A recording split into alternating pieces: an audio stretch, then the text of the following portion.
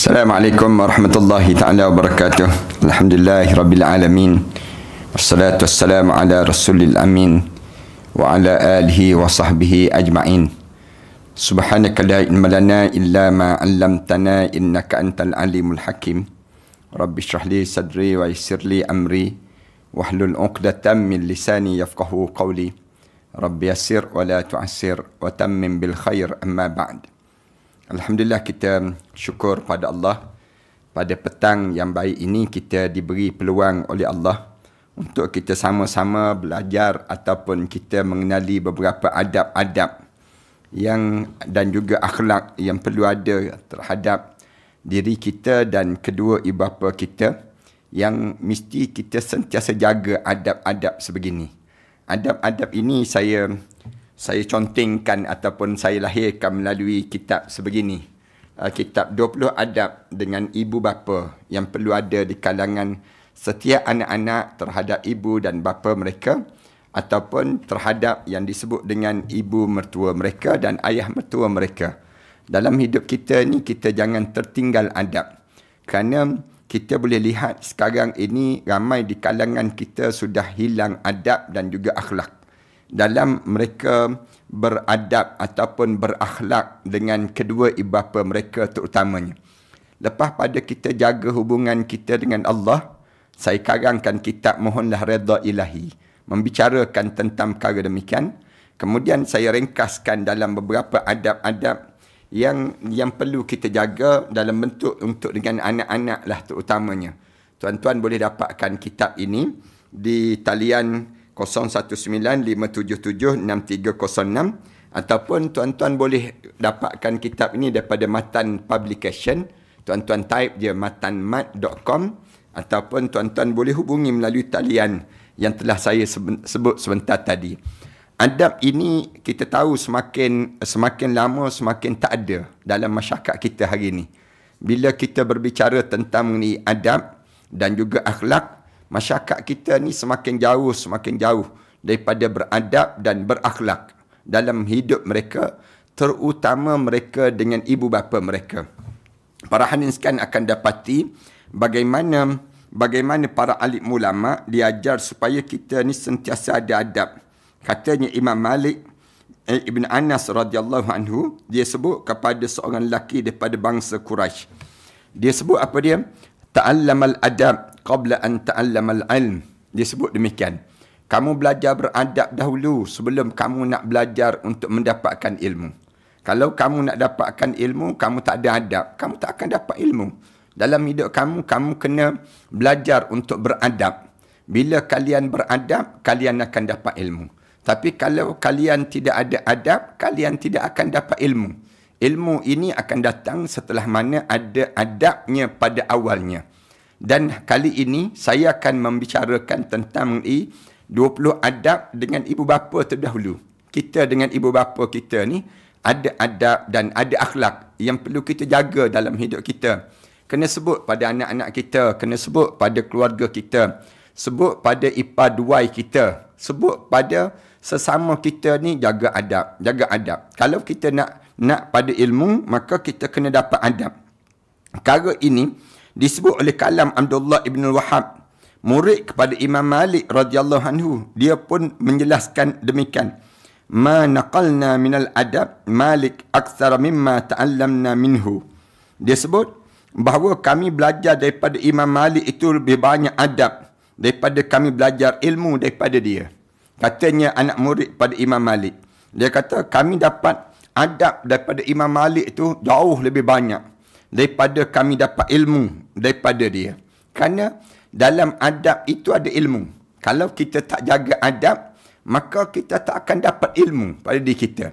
Maka kalau kita nak ilmu, maka beradablah dalam hidup ini. Sama ada kata-kata kita, sama ada tingkah laku kita, sama ada beberapa tindakan-tindakan kita. Kalau kita belajar lagi, mengapa kita kena faham tentang perlunya adab?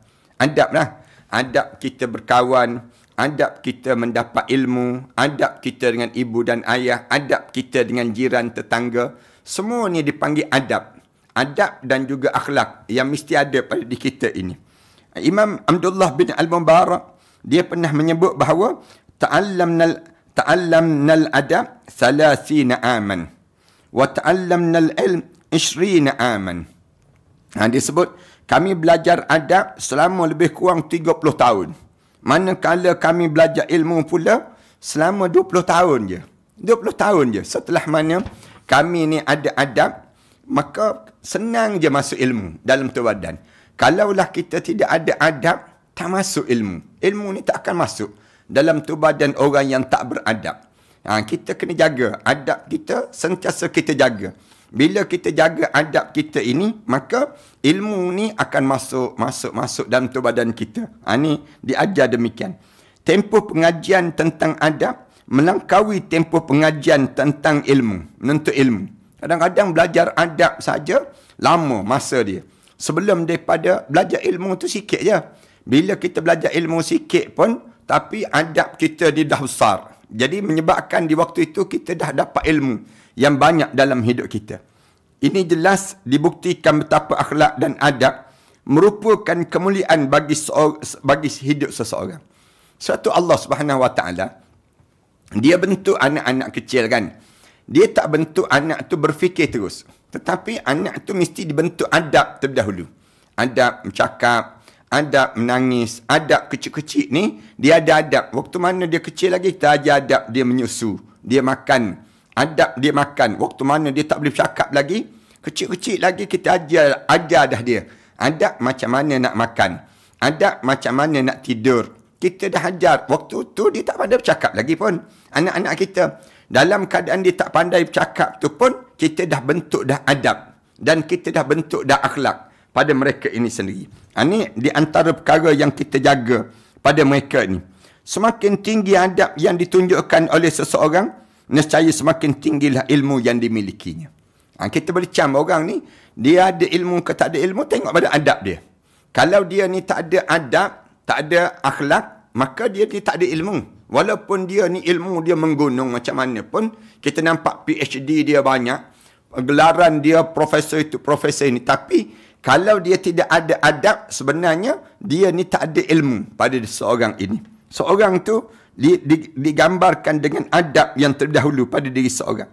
Sebagaimana yang disebut oleh Ibn Sirin rahimahullah, dia sebut kanu yata'allamuna al-hazi kama yata'allamuna al-ilm.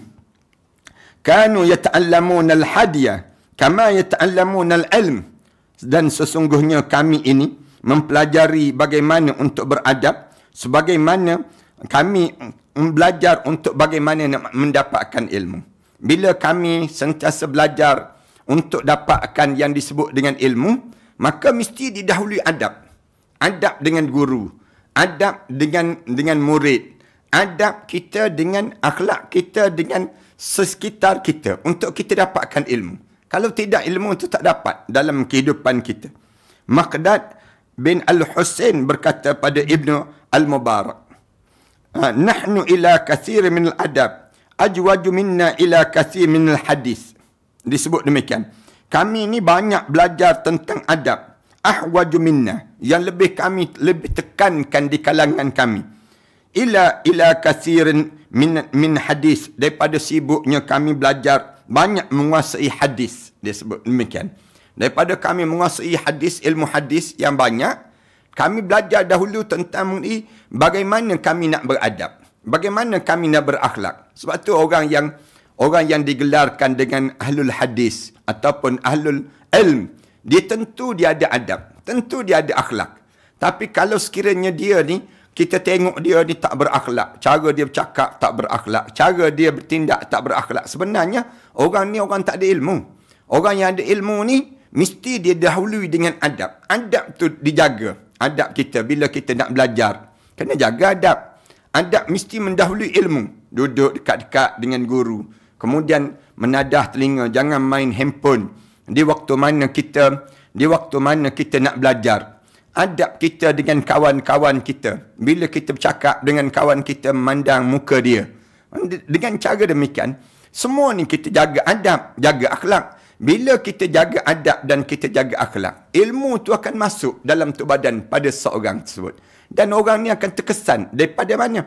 Ilmu yang dia dapat tu lebih terkesan dalam jiwa dia dibandingkan dengan yang disebut dengan ilmu yang dia masuk tadi tanpa adab. Ilmu yang masuk tanpa adab, maka dia tak bawa kesan. Ni barat. Barat dia tidak ada adab dan tidak ada akhlak. Manakala orang Islam dia diajar dengan adab terlebih dahulu, barulah didatangkan ilmu. Sebab tu kadang-kadang kita tengok kan, orang barat kalau dia belajar dalam dewan kuliah, kadang-kadang kaki dia letak ke atas. Kaki dia tu menghulur kaki dia ke muka guru dia. Dia tak malu-malu, tak segan-segan. Kadang-kadang dia dengan guru dia, dia boleh sebut I, you. Yang menyebabkan dia tidak ada yang disebut dengan ilmu dia dapat. Demikian juga isteri dengan suami. Kalau isteri dia nak dapat ilmu daripada suami dia, dia kena ada adab dia dengan suami dia. Jangan tinggikan suara, jangan tengking-tengking cakap dengan suami. Maka kita akan dapati banyak manfaat daripada suami ini yang kita dapat. Demikian juga suami dengan isteri. Dia mesti ada adab dan mesti ada akhlak dengan isteri dia. Dia tak boleh sepak terajang isteri dia. Dia tak boleh dalam hidup dia menghina isteri dia dan meletakkan isteri dia setaraf dengan kedudukan apa dia, hamba-hamba sahaya. Tak boleh demikian. Dia kena ada adab dan akhlak. Demikian juga dengan anak, dengan ibu dan ayah. Mesti diajar adab dan juga akhlak. Sebab tu Allah tak jadikan mulut dahulu masuk pada tubuh badan seorang anak. Tetapi Allah jadikan dia boleh berjalan dahulu. Dia boleh apa dia? Dia boleh bertindak dahulu. Dia boleh makan dengan tangan dia dahulu. Semua tu dibentuk dengan adab. Tidak dibentuk dengan yang disebut dengan ilmu terlebih dahulu. Ilmu tak akan masuk dalam tubuh badan seorang kecuali ada adab yang baik, ada akhlak yang baik pada tubuh badan seseorang ini sendiri. Ini asas dalam kehidupan kita sebagai seorang mukmin. Beza dengan orang kafir. Orang kafir dia tak mendahului adab. Dia tak ada adab. Dan dia tidak ada moral yang dia letakkan dalam hidup dia terlebih awal. Sebab tu dia dengan ayah dia, dengan mak dia, dia boleh bercakap kasar-kasar je. Tapi orang Islam, tak. Orang Islam dia ada adab dan dia ada akhlak yang perlu dijaga dalam hidup dia.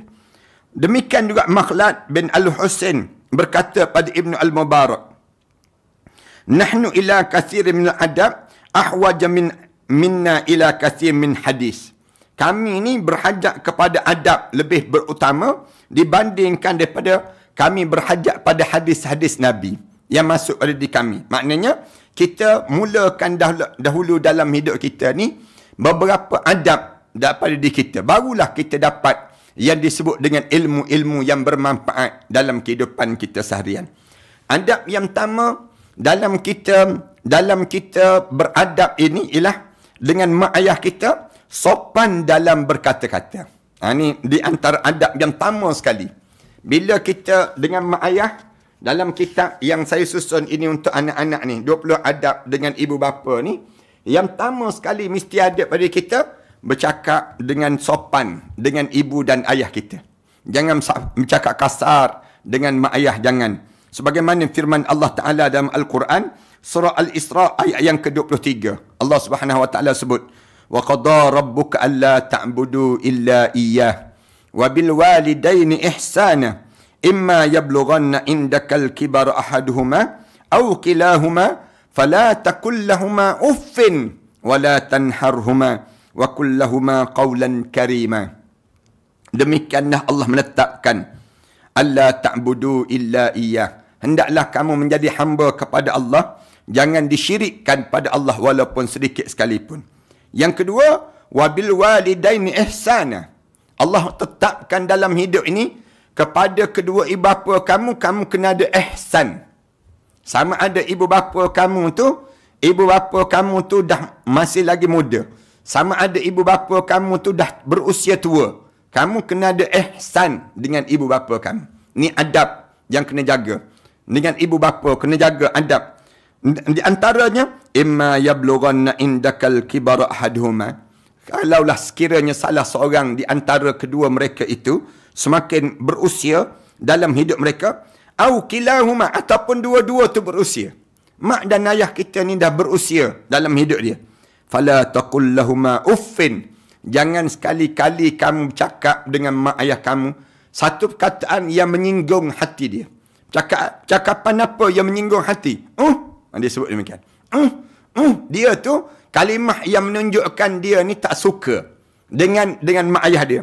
Jangan tunjuk gambaran dia tak suka pada mak ayah. Wala tanharhuma. Jangan diherdik kedua ibu bapa kamu. Jangan ditengking kedua ibu bapa kamu. Jangan bercakap kasar dengan kedua ibu bapa kamu. Jangan. Maknanya walaupun mak ayah kita marah pada kita, walaupun mak ayah kita ni bercakap tak baik pada diri kita, diam. Jangan angkat suara depan mereka. Wa qul lahuma qawlan karima. Kalau nak bercakap juga pun, cakaplah dengan cakapan yang disebut qawlan karima. Cakapan yang lemah lembut dengan mak ayah. Dengan mak ayah ni, kita pun sebut, ya mak, ya ayah, ya, lembut je kita sebut. Ya, saya faham, saya terima, kita sebut. Ya, saya dengar, kita sebut demikian. Kalimah-kalimah yang menyebabkan ibu dan ayah kita ni rasa tenang je. Dada dia bila dia dengar kataan yang keluar daripada mulut kita. Ni adab yang pertama yang kena jaga. Adab yang kedua yang kita kena jaga pada kita, dan kami kepilkan beberapa bentuk rupa kartun yang tak sempurna. Rupa-rupa dalam bentuk kartun yang tak sempurna ni kita bentukkan demikian dengan tujuan untuk dipahami di kalangan kita. Adab yang kedua, meminta izin dan menundukkan kepala saat melintas di hadapan kedua orang tua kita. Ini cara adab yang kedua. Minta izin dalam kita, bila kita nak berjalan di hadapan dia. Menundukkan kepala bila kita melintasi di hadapan kedua orang tua kita ni. Ini perbuatan yang diajar supaya kita ni, sebagaimana yang disebut oleh Allah, waqfid lahuma janahaz zulli minar rahmah. Hendaklah kamu tutup sayap kamu, rendahkan diri kamu kedua ibu bapa kamu, belah kasihan dan penuh kasih sayang pada kamu ni. Wa qur rabbirhamhuma. Dan dalam doa kalian sebut, tiap kali mana berdoa, baca doa ni, wa rabbirhamhuma, wahai Tuhan kami, belah kasihanlah pada mereka berdua, ibu dan ayah kami ni, kama rabbayani saghira, sebagaimana dia telah mendidik aku waktu mana aku kecil-kecil dahulu. Waktu mana kami dahulu, kecil-kecil dahulu, ya Allah, belah kasihannya mak ayah saya terhadap diri saya. Demikianlah kita, bila kita berjalan depan mak kita, ayah kita, tunduk je kepala. Sebesar mana pun kita, sehebat mana pun kita, rendahkan sayap kita. Katakanlah kita ni yang di Pertuan Agong, tapi kita ada mak dan ayah lagi. Tapi kita ni yang di Pertuan Agong, tapi kita tunduk. Ataupun kita ni menteri besar, tapi kita ada mak ayah lagi, maka tunduk depan mak ayah. Ataupun kita ni guru besar, ataupun kita ni pengurus besar. Yang jenis besar-besar tu kita lah, senang ceritanya. Tapi kita ni mak ayah lagi. Mak ayah kita ni walaupun dia tak belajar besar macam kita belajar ni pun, tapi kita diajar supaya merendah diri kita, tunduk tu badan kita, sopan dalam tingkah laku kita ni, kita jaga pada diri kita, adab dan juga akhlak kita dengan mereka tersebut. Itu yang kedua. Yang tiga, tidak duduk bersama mendengar orang tua bercakap dan menyampuk perbualan mereka. Itu adab. Bila ada tetamu datang, jangan duduk sekali wahai anak-anak. Kalian bangun, jangan duduk sama-sama dengan mak ayah. Kemudian menyampuk bercakap macam orang tua juga. Jangan. Pada demikian, pada diri kita. Bila kita dengan mak ayah kita, kita diajar supaya apa dia? Kita tidak duduk bersama-sama dengan mereka, tetamu yang datang. Jangan duduk bersama dengan mereka. Dan kalau mak ayah kita tetamu emput, baru kita duduk. Kita duduk bersama dengan mereka tu. Tapi jangan menyampuk. Jangan kita yang menyampuk. Diam saja. Sebagai anak, dengar aja kedua ibu bapa ni bercakap. Jangan sekali-kali kita menyampuk perkataan-perkataan yang mereka sebut nanti itu di antara tanda tidak beradab dan tidak bersopan di antara kita dengan kedua ibu bapa kita. Tetamu tu balik nanti kena cubit lah tu kitanya. Bila tetamu balik nanti, mak kita pun datang terus. Bagi tahu.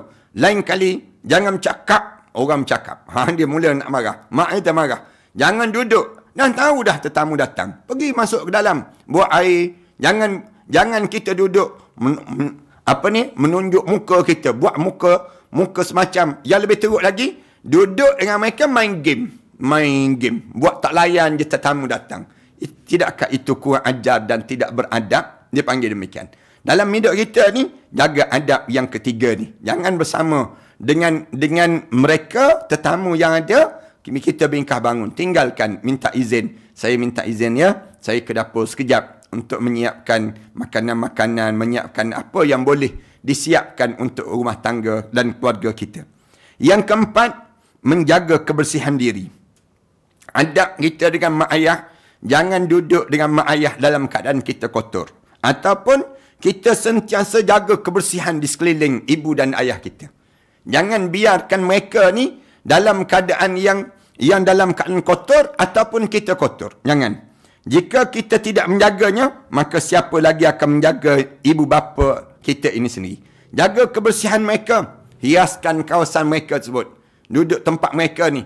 Ibu ayah kita ni, kalau dia datang ke rumah kita, sediakan bunga, siapkan dengan tempat yang bersih, wangikan minyak atar dalam bilik dia, kemudian kain alas cadar tu biar baru, kemudian biar bukan baru, biar bersih terutamanya, kemudian bantal-bantal ditukarkan dengan sampul yang baru.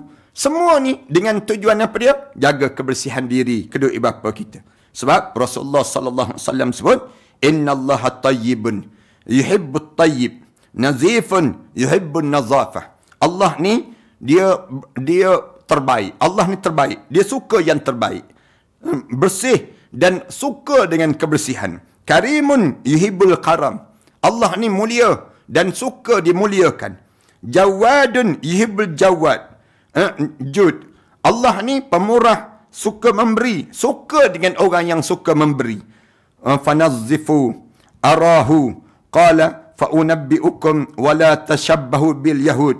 Rasulullah afniyatikum. Rasulullah sallallahu alaihi wasallam sebut, fanazzifu arahu, hendaklah kamu sentiasa bersihkan oleh kamu tempatnya, dan janganlah kamu ni menyerupai kaum Yahudi. Rasulullah sallallahu alaihi wasallam sebut, wala tanabbahu bil yahud, jangan kamu ni menyerupai orang Yahudi. Orang Yahudi, dia biarkan mak dia kotor, ayah dia kotor, suasana kotor, hidup dalam suasana kotor. Itu adab yang keempat. Adab yang kelima, sopan ketika mana duduk di hadapan kedua bapa kita. Ni di antara adab kita, bersopan. Duduk depan mak ayah, jangan terkangkang je depan mak ayah. Jangan. Depan mak ayah ni, jangan kita silang kaki. Senang ceritanya. Duduk tu bersimpuh depan mak ayah. Sebagaimana seorang bentara diraja ataupun seorang pegawai istana, orang-orang yang terlibat dengan istana, dia akan beradab kan dalam dia duduk dalam suasana istana. Demikian juga kita dengan mak ayah kita. Mak ayah kita ni, dia ada bahagian dia, tempat dia. Bila tempat dia tu, kerusi dia tu, muliakan tempat kerusi dia. Jaga betul-betul. Ketika mana kita duduk dengan dia, jangan kita tinggi di hadapan dia. Jangan julurkan kaki ke arah kedua ibu bapa kamu. Ataupun meniagak di hadapan orang tua kamu. Jangan demikian. Bila kita duduk depan mak ayah kita ni, jangan sambil kita menjulurkan kaki. Nanti menyebabkan kita ni menunjukkan tidak ada adab dan tidak ada akhlak. Ini kena jaga. Ataupun meniagak, letak kaki naik ke atas pula. Kaki dua-dua belah naik ke atas pun bukan adab, dipanggil demikian kita depan ibu bapa kita. Yang keenam, adab yang kena jaga, tidak duduk di meja makan melainkan setelah mana ibu bapa kita duduk. Ni adab. Jangan duduk depan makanan ngak. Mak ayah tak sampai lagi. Mak ayah tak duduk lagi. Itu bukan adab. Tak ada adab, dia panggil demikian. Jangan duduk di meja makan selagi mana mak ayah tak sampai ke meja makan. Mak ayah dah sampai di meja makan, mereka dah mula duduk di meja makan, barulah kita mula datang untuk duduk. Demikian kita ajar pada anak-anak kita ataupun cucu pada mak ayah kita ni. Pesan pada mereka, jaga yang ni. Jangan duduk di meja lagi. Bagi tahu isteri kita, jangan mula makan selagi mana mak dan ayah tak mula makan. Adab kita kena jaga demikian. Mesti ibu bapa terdahulu makan. Bila ibu bapa dah mula makan, maka di waktu itu barulah kita mula makan. Jangan kita makan selagi mana kita ni, selagi mana mak ayah kita belum makan, jangan makan. Jangan makan. Bukan beradab yang jenis demikian. Jaga adab kita dengan mereka. Di antara adab yang kita kena bila kita nak makan bersama dengan mereka. Kemudian adab yang ketujuh, tidak menjamah makanan melainkan setelah dijamah oleh ibu bapa kita. Itu cara demikian. Jangan jamah makanan. Adab yang ketujuh ni, makanan yang ada tu jangan ambil selagi mana mak ayah kita tak ambil. Mak ayah kita dah ambil, baru kita ambil. Lepas pada sebut. Allahu Akbar. Ni di kalangan kita, tamaknya kita. Kadang-kadang mak ayah tak makan lagi. Kita dah makan dah. Kadang-kadang mak ayah tak tahu ke mana lagi. Kitanya dah kenyang dah. Senawa dah 3 kali dah senawa. Ni bukan adab. Tak jaga adab. Jaga adab. Bila mak ayah kita dengan mak ayah kita, jangan jamah makanan. Selagi mana dia tak jamah makanan tadi, kecuali mereka dah jamah ataupun dia sebut awal. Dia kata mak tak boleh makan. Makanan tu makan je lah. Katanya mak. Ayah dia sebut, ayah tak boleh makan makanan ni kerana manis sangat. Makan je lah dulu. Ayah kita sebut demikian. Bila ayah kita sebut, mak kita dah sebut macam tu, baru kita makan. Ataupun kita minta izin dengan dia. Mak, anak-anak saya ni dah tak sabar-sabar dah ni nak makan dengan mak. Mak, cepatlah. Mak kata nantilah mak nak ambil wuduk dulu. Mak ada kerja lagi. Misal contohnya. Kita sebut ada mak kita, boleh tak anak-anak saya ni makan dahulu mak? Mak dia sebut, makanlah dulu. Tak boleh tunggulah mak. Misal contohnya. Marulah kita makan. Bismillahirrahmanirrahim. Untuk memulakan makanan. Kemudian, adab yang ke-8. Tidak menggunakan bekas makan ataupun minuman yang digunakan oleh ibu bapa kita. Ni. Jangan kita ambil bekas makanan dan minuman yang digunakan oleh orang tua kita. Gunalah bekas yang lain. Macam kita ni tak sabar nak suruh dia selesaikan makan. Misalnya ibu kita suka ataupun selalu menggunakan pinggan bercorak bunga untuk menjamu makanan. Maka tidak sewajarnya kita menggunakan sebagai pinggan nasi untuk diri kita. Jangan demikian. Mak kita dia ada dah pinggan mangkuk. Ni untuk tetamu. Jangan ambil pinggan tu. Dan jangan guna untuk diri kita. Jangan. Jangan guna maksudnya demikian. Dah dia sediakan untuk yang lain. Untuk diri kita. Ni. Ramai di kalangan kita ni tidak mengambil peduli terhadap adab ini. Kita tak balik ke rumah mak kita, tak peduli, ambil je pinggan cornware dia tu, akorok dia tu, ataupun jenama-jenama yang dia sayang tadi, kita ambil, kita makan. Sedangkan mak kita sayang bekas tersebut. Allah dia. Nak tegur, tak tergamak menantu. Nak tegur, tak tergamak. Anak dia dah besar dah. Yang akhirnya, mak dia makan hati. Itu yang menyebabkan di waktu tersebut menunjukkan kita ni tidak beradab. Jangan ambil bekas ibu bapa kita. Yang dia sayang tu. Dah kita tahu dah. Dia sayang kan jenis pinggan tersebut. Jadi kita pun tak payah sentuh. Tak payah ambil. Kecuali dia sebut. Ambil lah bekas tu. Mak memang sediakan untuk diri kamu. Itu lain dipanggil.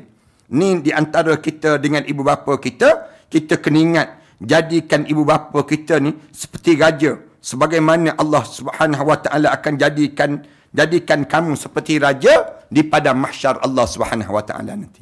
Bila kamu pandai memuliakan kamu dengan ibu bapa kamu, pandailah Allah memuliakan kamu.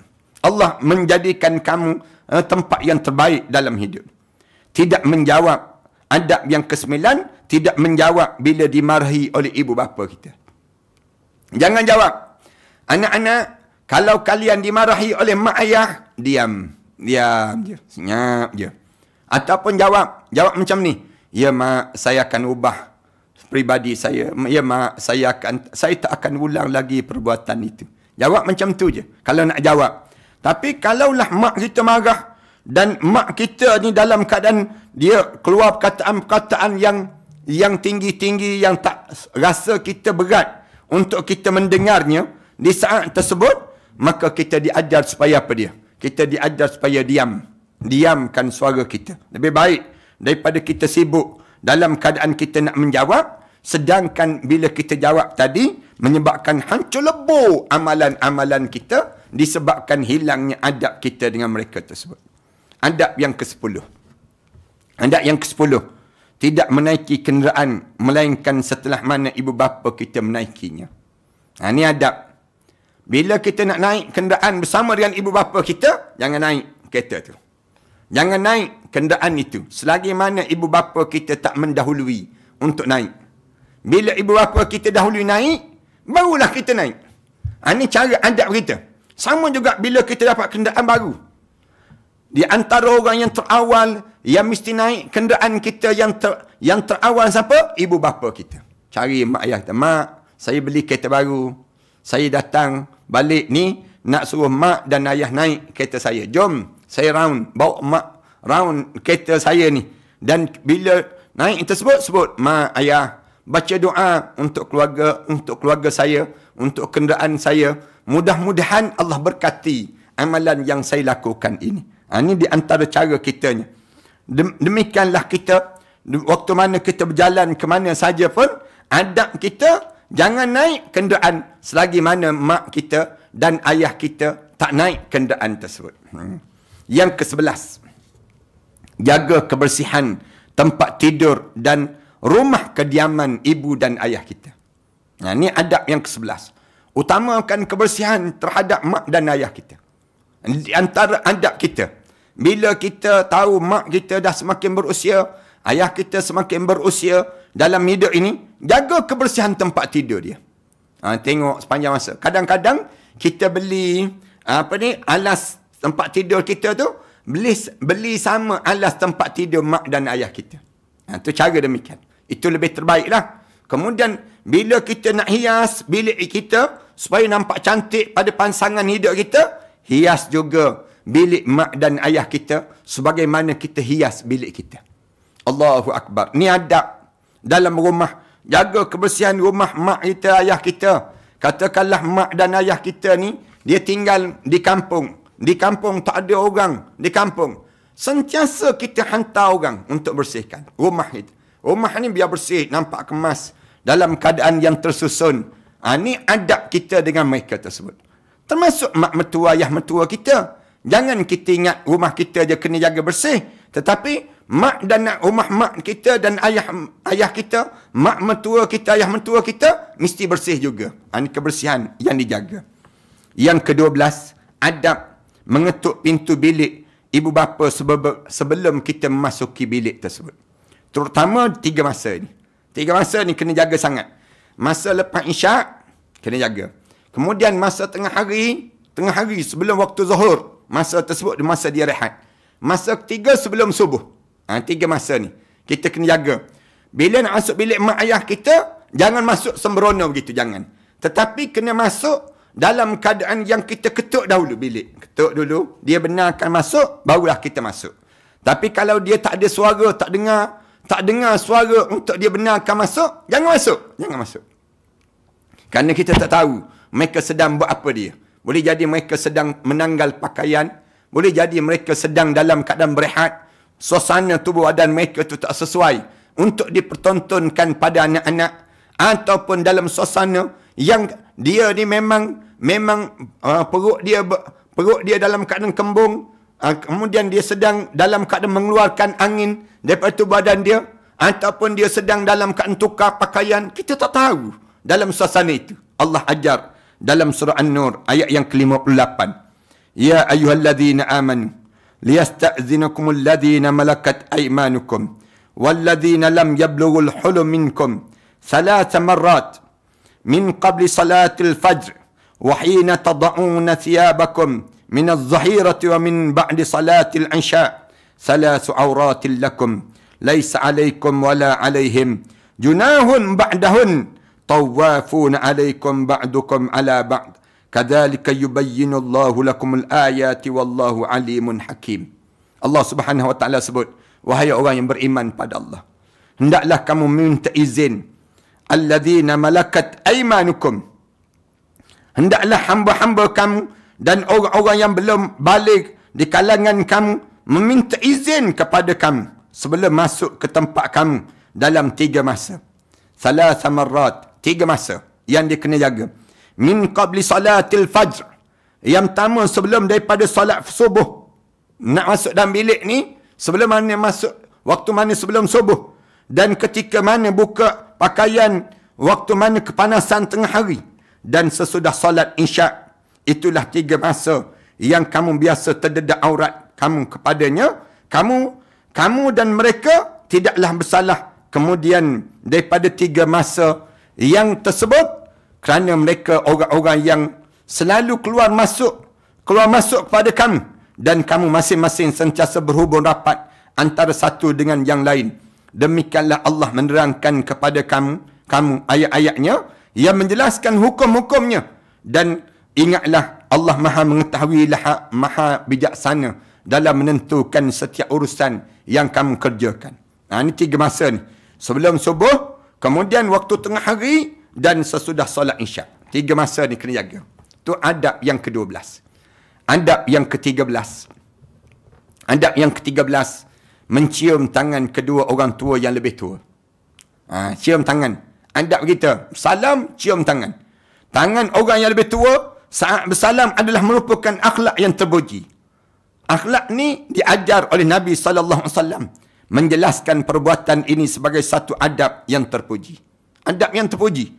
Hadis yang diriwayatkan oleh Abdullah bin Umar radhiyallahu anhuma, tatkala dalam suatu peristiwa yang diceritakan berlaku di kalangan mereka tersebut, keadaan yang di mana Nabi SAW ajar supaya bersalam dan cium tangan pada mereka ini. Tuan-tuan boleh tengok pada adab yang ke-13 ada dalil yang menunjukkan tentang mengenai cium tangan kedua ibu bapa kita, menunjukkan bagaimana merendahnya diri kita terhadap mereka tersebut. Allah larang daripada sujud di kaki mereka. Allah tak ajar supaya sujud di kaki kedua ibu bapa, tapi Allah ajar supaya cium tangan kedua ibu bapa kita. Atau adab yang tidak diajar oleh orang-orang barat, agama-agama lain kecuali Islam. Islam mengajar keadaan yang demikian. Kamu salam, cium tangan. Tanda kamu beradab dan berakhlak pada diri kamu ini. Kemudian yang ke-14, bercakaplah dengan lemah lembut terhadap kedua orang tua kamu. Adab yang ke-14. Cakap, fala taqul lahuma uffin wala tanharhuma. Cakap lemah lembut. Wa qul lahuma qawlan karima. Allah pesan, bila kamu cakap dengan kedua ibu bapa, bercakap dengan bahasa yang paling lemah lembut di saat itu. Bahasa yang terbaiklah untuk diri kita. Yang ke-15, adab yang ke-15, yang mesti kita jaga di antara kita kedua ibu bapa kita. Yang ke-15, cium ibu bapa kita. Cium pipi kanan, cium pipi kiri. Itu cara demikian. Dan cium atas dahi dia. Atas dahi dia. Cium atas dahi dia. Bila masuk ke rumah, sambutlah ibu bapa kita ni dengan salam dan cium di pipi, dahi ataupun di atas kening dia. Kerana ia adalah tanda kasih sayang kita. Tanda kasih sayang kita. Rasulullah SAW pernah bersabda, Aisyah radhiyallahu anha, qala jaa a'rabi ila an-nabi sallallahu alaihi wasallam faqala taqabbiluna sibyanan fama tuqabbiluhum faqala an-nabi sallallahu alaihi wasallam aw amliku laka an naz'a Allah min qalbika ar-rahmah. Apabila ada seorang Arab Badui, dia tengok Rasulullah cium Hasan dan Husain, lalu dia tegur Rasulullah, ataqabbiluna sibyan. Rasulullah, kamu cium budak-budak, kamu cium Hasan Husain tu, anak-anak yang kecil tadi. Fama nuqabbiluhum. Lalu katanya Arab Badui tu, kami ni tak pernah cium. Anak-anak ni tak pernah cium lah. Anak-anak cium mak ayah pun tak pernah. Kami tak pernah. Biarkan anak-anak kami cium kami, dan anak-anak kami pun tak pernah cium kami. Lalu Rasulullah jawab, Au amliku laka an naza'allahu min qalbika rahmah. Rasulullah sallallahu alaihi wasallam nak sebut. Rasulullah kata, nak buat macam mana? Allah dah cabut dah dalam hati kamu tu perasaan rahmat kepada anak-anak yang kecil, dan anak-anak yang kecil itu dah tak ada dah perasaan rahmat terhadap kedua ibu bapa itu. Allahu akbar. Kalau kamu tak cium, tanda kamu tak ada dah perasaan rahmat kamu pada mereka tersebut. Maknanya kamu tak ada kasih sayang. Orang yang salam dengan mak ayah, salam gitu je, cium pun tidak. Dia ni tak ada dah perasaan kasih sayang dia pada mak ayah. Ini cara demikian. An Abi Hurairah radhiyallahu anhu qala qabbala an-nabi sallallahu alaihi wasallam Hasan bin Ali radhiyallahu anhuma wa indahu al-Aqra bin Habis faqala Aqra inna li ashratan min al-walad ma qabbaltu minhum ahada Fanazara ilaihi Rasulullah sallallahu alaihi wasallam faqal, "Man la yarham la yurham." Pernah Rasulullah cium Hasan bin Ali karamallahu wajhah, dan kedua-dua dan Husain tu pun dicium oleh Rasulullah. Wa indahul Aqra bin Ahbas bin Habis. Di sisi Rasulullah waktu tu ada seorang Arab Badui nama dia Aqra bin Habis. Aqra bin Habis tengok Rasulullah cium ni, dia pun sebut, "Inna li ashratan minal walad." Aku ni ada lebih kurang ada 10 orang anak, dia kata. "Ma qabbaltu minhum ahadan." Seorang pun aku tak pernah cium anak aku. Nak sebut dia bangganya pada Rasulullah SAW. Fanazara ilaihi Rasulullah SAW. Rasulullah pun memandang muka dia. Rasulullah pandang muka dia. Faqala, lalu Rasulullah sebut, "Man la yarham la yurham." Siapa yang tak pernah rasa kasih sayang pada seseorang, nescaya Allah tak akan bentuk dalam jiwa dia perasaan untuk mengasihi orang lain, dan orang lain pun tak mengasihi ini pada diri dia. Allahu Akbar. Orang yang tak disayangi macam mana nak disayangi? Orang yang tidak dikasihi, maka macam mana kita nak mengasihi? Bagi orang yang mak dia sudah meninggal dunia, maka dia diajar supaya apa dia? Baca doa. Baca doa. Ada adab yang kita kena buat terhadap mak dan ayah yang telah meninggal dunia. Tak perlu cium kubur dia, tak perlu. Tak perlu nak datang di kubur dia, kemudian cium di kubur dia, seolah-olah dia hidup dan bercakap dengan dia. Tak boleh demikian. Itu syirik. Islam larang bercakap dengan orang dah meninggal dunia, yang dah mati, dan kita menganggap seolah-olah dia tak mati di waktu ini, dan kita minta pertolongan dengan dia pula. Orang yang mati syahid itu lain. Orang mati syahid. Mana kalau orang dah mati, jangan minta tolong. Jangan minta tolong dengan orang dah mati, dan jangan bercakap dengan mereka tersebut. Apabila dipanggil yang ke-16, apabila dipanggil, maka hadapkanlah semua badan dan wajah terhadap yang dipanggil oleh mak dan ayah kita. Kita tengah berlari ni, berlari. Mak kita panggil, "Fatimah, Ahmad," misalnya contoh. Panggil kita demikian. Kita pun berhenti. Baling. Tu badan kita ni pusing balik. Yang tadi kita belakang pada mak kita, ayah kita. Tapi bila dia panggil kita tu, berhenti. Berhenti kita tu, pusing badan balik. Tengok pada mak dan ayah kita. Hadap muka dan wajah kepada mereka. Wala tusa'ir khaddaka linnas. Dan janganlah kamu memalingkan muka kamu kerana memandang rendah kepada manusia yang lain. Jangan. Wala tusa'ir khaddaka linnas. Jangan kamu paling wajah kerana tak nak peduli terhadap orang ni. Jangan. Dosa kamu buat demikian. Adab yang ke-17, tidak duduk di depan orang tua saat mana mereka berdiri. Jangan duduk depan dia. Dia tengah berdiri, kita duduk. Tak sesuai. Kita duduk atas kerusi pula tu. Mak kita berdiri. Biar dia duduk, kita berdiri. Itu cara adab yang mesti kita jaga pada diri kita dengan mereka sebut. Adab yang ke-18, tidak memanggil nama ibu dan bapa ataupun guru dengan namanya sahaja. Jangan. Jangan panggil mak kita nama Fatimah, kita panggil Fatimah. Ayah kita Abdul Ghani, kita panggil Abdul Ghani. Jangan demikian. Dosa. Mak kita nama Khadijah, kita panggil Khadijah. Tak boleh. Dosa. Kita kena panggil Umi, Mami, Cik, Mak, Ibu. Istilah yang kita kena panggil pada mereka. Demikian guru kita. Guru kita jangan panggil nama dia, jangan. Isteri kita sama juga. Suami kita pun jangan begitu juga. Ni tidak ada adab dipanggil. Ada orang suami dia nama Farhan, dia panggil Farhan, you tak balik-balik lagi, misal contoh. Misal contoh demikian. Jangan panggil nama suami dengan nama suami. Panggil abang, darling, ataupun panggillah dengan kalimah-kalimah kasih sayang. Rasulullah panggil Aisyah, ya Humaira. Rasulullah panggil demikian. Rasulullah tak panggil dengan kalimah yang nama yang tertentu tadi. Yang ke-19, adab yang 19, dahulukan ibu bapa kita daripada orang lain. Adab kita dengan mereka. Mendahulukan ibu bapa kita dibandingkan dengan orang lain. Orang lain panggil juga, mak kita panggil juga, maka dahului panggilan ibu kita. Ni yang kita kena jaga adab-adab pada diri kita ini. Dan akhir sekali, tunaikan apa yang dihajati oleh kedua ibu bapa kita dengan kita sentiasa mendoakan dia dengan doa-doa yang baik setelah mana kita melaksanakan tanggungjawab kita kepada hamba Allah kepada sesama makhluk ini sendiri. Ringkas je kitab ini, 20 adab dengan ibu bapa. Para haniskan boleh dapatkan kitab ini dan ajar pada anak-anak kita, sebut satu-satu adab-adab ini dan akhlak ini kepada mereka tersebut, supaya mereka mendapat yang disebut dengan ganjaran-ganjaran yang terbaik, dan kita dapat tempat yang terbaik di sisi Allah Subhanahu wa taala ini sendiri. InsyaAllah tuan-tuan yang nak dapat kitab ni boleh terus ke talian 019 577 6306 ataupun 010 517 6306.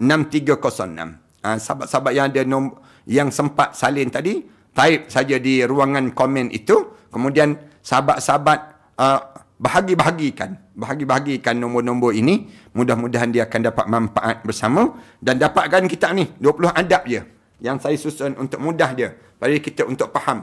Kalau tak faham juga yang ni memang kena selamlah kitab ni dalam air, telan je air, senang ceritanya. Air yang kita selam tersebut. Ni jangan buat, saya sebut je. Saya nak suruh kita beradab dan berakhlak dengan mak dan ayah kita, biar pahala ini berpanjangan dan berterusan di kalangan kita ini sendiri, insya-Allah. A'udzubillahi minasyaitonirrajim. Bismillahirrahmanirrahim. Alhamdulillahirabbil alamin. Wassalatu wassalamu ala rasul amin wa ala alihi wa sahbihi ajma'in. Rabbana iftah bainana wa bain qaumina bil haqq wa anta khairul fatihin. Rabbana atina fid dunya hasanah wa fil akhirati hasanah wa qina adzaban nar. Sallallahu ala Muhammad wa ala alihi wa sahbihi wasallam. Alhamdulillahirabbil alamin.